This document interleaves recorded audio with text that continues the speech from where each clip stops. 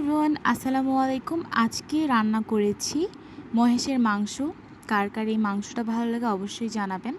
তার জন্য আমি কিছু মহেষের মাংস নিয়ে নিয়েছি। এগুলোকে আমি আগে থেকেই ভালো করে ধুয়ে ক্লিন করে নিয়েছিলাম। এই মাংসগুলো আজ আমি হাতে মাখে বানিয়েছি।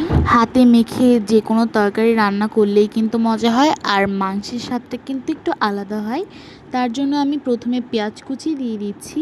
এবার দিয়ে দিচ্ছি কালো সরিষা বাটা। এখানে কিছু এগুলোর রসও বের হয়েছিল, সেগুলো দিয়ে দিচ্ছি। এবার আদা রসুনের পেস্ট দিয়ে দিচ্ছি। তারপর দিয়ে দিচ্ছি এলাচ, দারচিনি, তেজপাতা।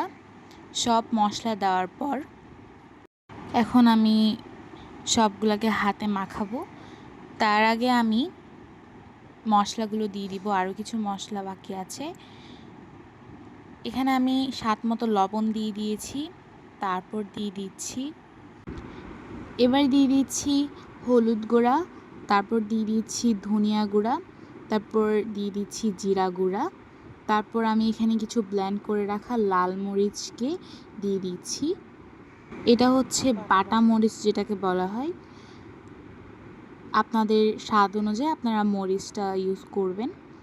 তারপরে তেল দিয়ে দিচ্ছি। তেলটা একটু বেশি করেই দিয়েছি যেহেতু মাংস। এবার সব মশলার সাথে মাংসগুলোকে ভালো করে মাখিয়ে নিতে হবে।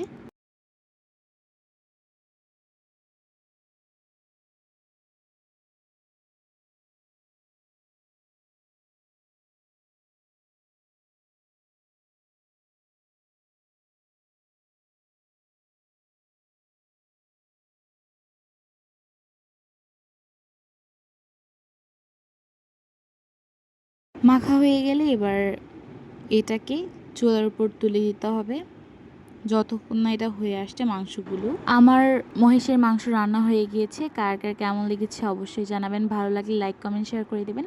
আর বাসায় অবশ্যই রেসিপিটা ট্রাই করে দেখবেন। Tata and take care.